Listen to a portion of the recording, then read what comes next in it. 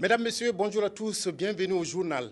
La Cour des comptes à Kosiam ce matin pour remettre au président du Faso son rapport d'activité qui met l'accent sur 3 points essentiels: le contrôle de la gestion des finances publiques, les collectivités locales et la subvention faite aux partis politiques. Le Premier ministre rentre du Sanguié où il a pris le pouls de la province. Entre inauguration d'un CSPS à Zoula et lancement d'une coupe à Réo, le chef du gouvernement a entendu de nombreuses préoccupations des populations. Hugo Chavez repart pour un autre tour. Le président vénézuélien a été réélu sans difficulté hier lors de la présidentielle qui était présentée comme l'une des plus compliquées de sa carrière.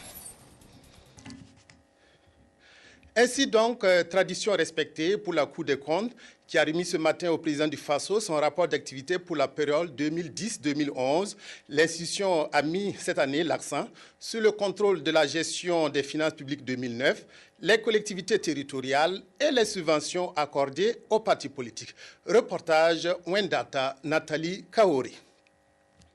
C'est un rapport de 169 pages que le premier responsable de la juridiction supérieure de contrôle des finances publiques est venu remettre au président du Faso. Un rapport dont la réalisation s'est effectuée dans des conditions particulières. Le porte sur 2010-2011, ici nous avons connu des petites difficultés de fonctionnement en interne qui n'ont pas pu permettre d'élaborer un rapport en 2010 et en 2011. Donc nous avons rattrapé notre retard et nous prenons l'engagement de poursuivre dans cette lancée pour être à jour chaque année.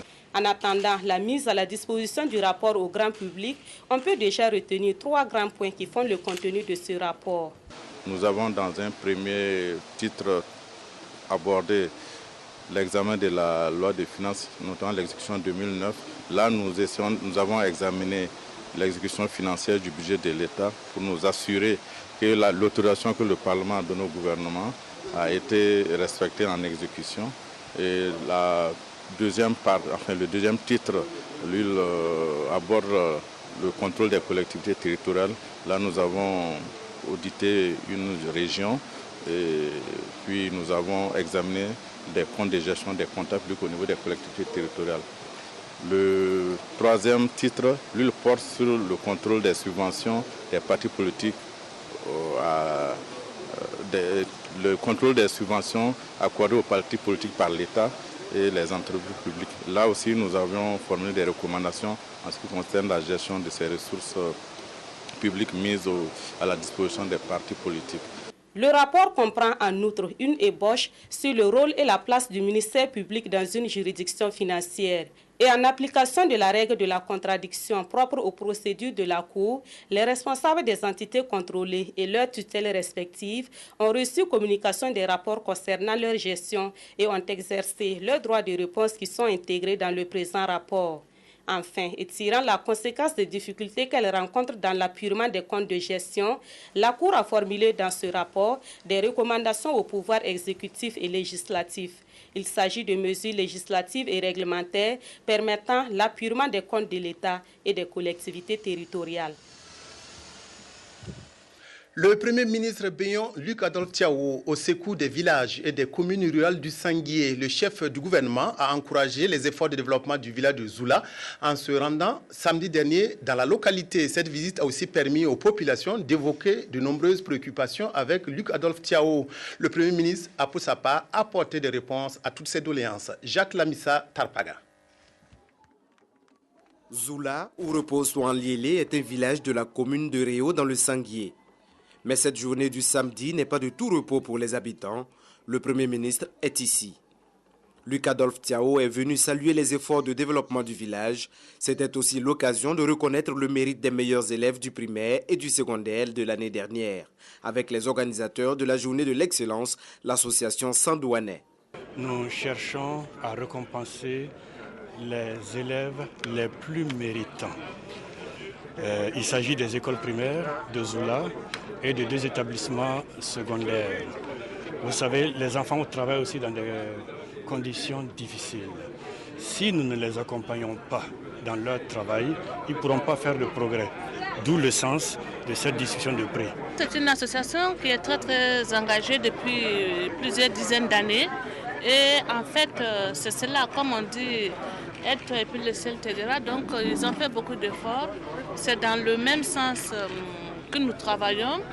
Donc, Mme Bado et moi, nous sommes en tout cas heureuses de pouvoir les soutenir, de pouvoir être là à leur côté pour vraiment montrer que c'est un véritable engagement envers la population et nous sommes tout à fait dans la même lignée.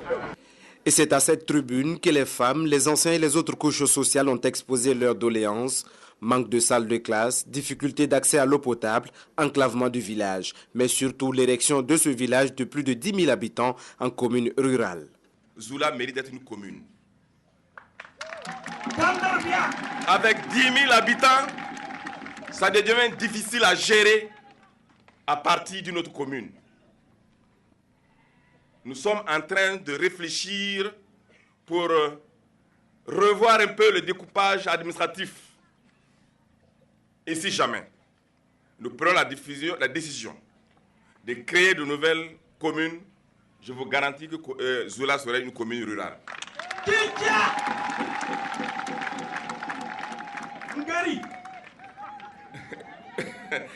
Je voudrais également maintenant m'adresser particulièrement aux jeunes, m'adresser aux élèves. Si vous voyez aujourd'hui que vos aînés ont pu mobiliser des moyens pour réaliser ce qu'ils ont fait, vous aussi, vous avez la responsabilité de penser à ceux qui viendront demain. Parce qu'il n'y a pas de secret pour le développement, il n'y a pas de secret pour le succès sans le travail, sans le sérieux. Vos préoccupations, nous les analyserons. J'ai dit que je ne pouvais pas prendre des engagements sur le champ, mais ce qui est sûr et certain, ma visite sur cette terre ne sera pas sans suite. En attendant la suite, le chef de gouvernement a procédé à l'inauguration du CSPS, le centre de santé et de promotion sociale et de la maison des jeunes de Zoula. Je voudrais remettre quelques équipements pour la maison des jeunes, parce que comme j'ai dit, j'espère que ces jeunes-là, il y a un lot de maillots de football, il y a un ballon de football. Il a par ailleurs invité les populations à prendre soin de ces infrastructures, mais surtout à œuvrer dans l'unité et la fraternité pour un développement durable de Zoula. L'association Belwet a organisé à Koudougou dans le Boulki-MD sa 7e semaine régionale. Un atelier de formation a réuni 100 enfants et 50 chefs traditionnels et coutumiers autour de la contribution de la chefferie traditionnelle à la paix, l'équité et au développement de l'enfant. La rencontre était destinée à faire partager les valeurs actuelles par la jeune génération et les anciens. Reportage Yacouba Goro. À l'école de la sagesse, jeunes et anciens partagent les mêmes tables bancs. À Koudougou, l'association Belwet a permis ce brassage qui aide les jeunes dans la construction de la paix et la prévention de troubles ou de conflits. Au regard de l'évolution actuelle du monde, il est plus que jamais important pour nous de sauvegarder les repères historiques et culturels qui fondent notre identité et de promouvoir des comportements qui garantissent le respect des droits de l'enfant et la paix sociale. En tant que garant de nos traditions ancestrales, dans l'environnement actuel de la mondialisation, nous avons la ferme conviction que les occasions comme celle-ci offrent l'opportunité de réfléchir ensemble sur les mécanismes qui permettront de préserver nos valeurs tout en restant ouverts, bien entendu, aux enrichissements qui émanent des autres cultures. En organisant ces échanges entre enfants et leaders d'opinion, Belwet poursuit son combat pour la sauvegarde de la paix et la quiétude à travers la consolidation de valeurs comme la solidarité, l'équité et le respect de l'autre. L'erreur justement qu'on a commis à un moment donné, c'est de penser que les enfants, une fois à l'école, ils auront tout le savoir, ils auront tout ce qu'il faut pour pérenniser nos valeurs ancestrales.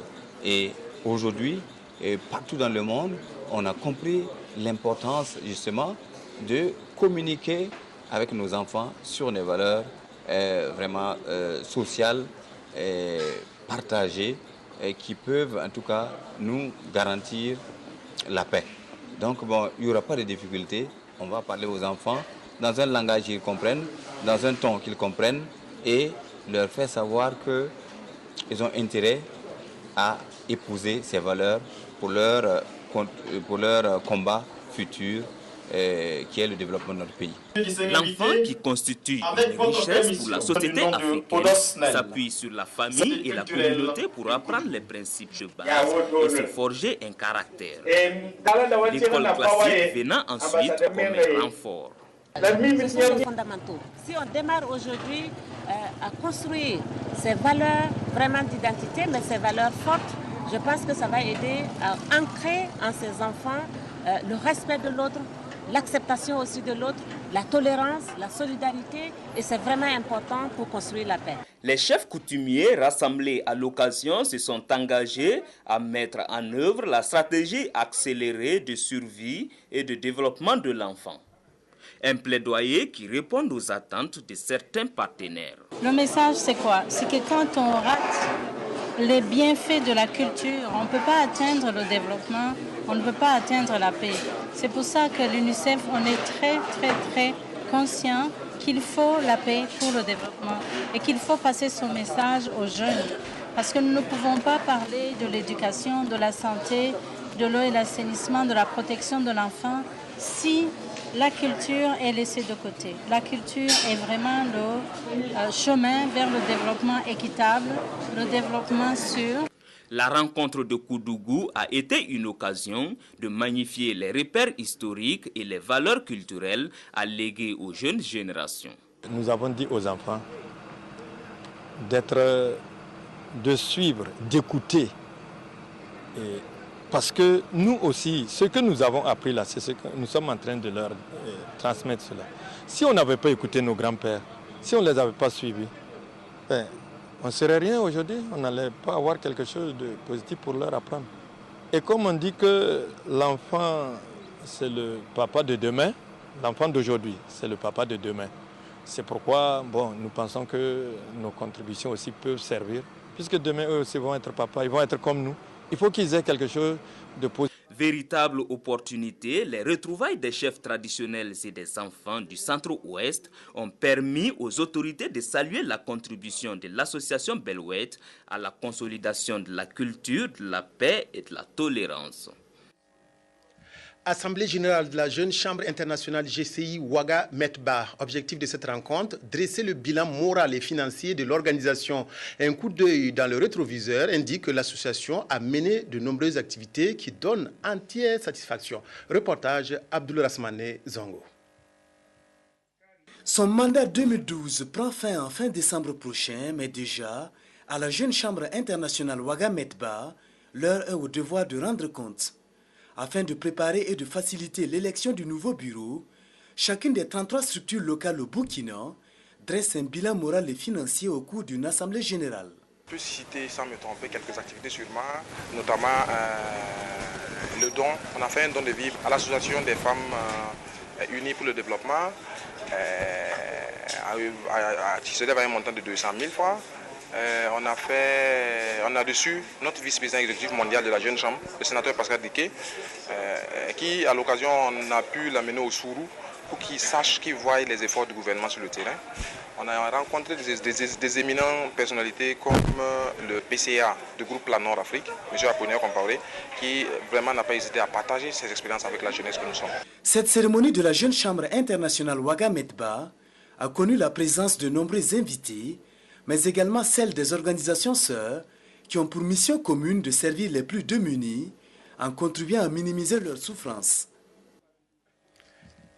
Les Lions de la région 13 au Burkina ont célébré samedi la journée internationale du lionisme. Cette journée consacrée à la jeunesse et à l'éducation a permis aux Lions de faire un don de matériel scolaire et de vivre aux couches les plus vulnérables d'une valeur de 34 millions de francs. Reportage Frédéric Etienne Bassenga. Cette journée internationale du lionisme, les Lions de la région 13 l'ont voulu toute particulière en la consacrant à la jeunesse et à l'éducation. Du matériel scolaire, des vivres composés de riz, de l'huile, des pâtes alimentaires, pour ne citer que ces denrées-là, chaque club de Ouagadougou a mis la main à la poche et ça donne un don d'une valeur de plus de 34 millions aux couches vulnérables de la société burkinabé.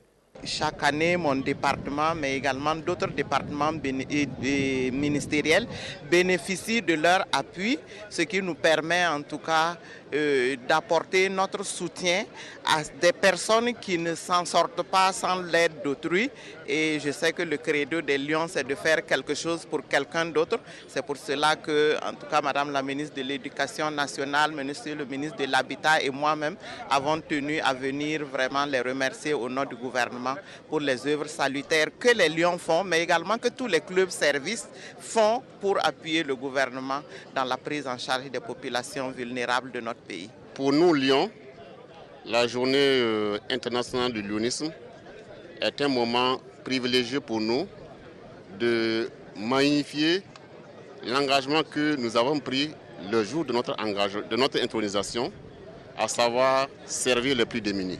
Cette journée internationale du lionisme va se poursuivre dans chaque club de Ouagadougou où d'autres activités y seront menées avec pour seul et unique objectif, servir.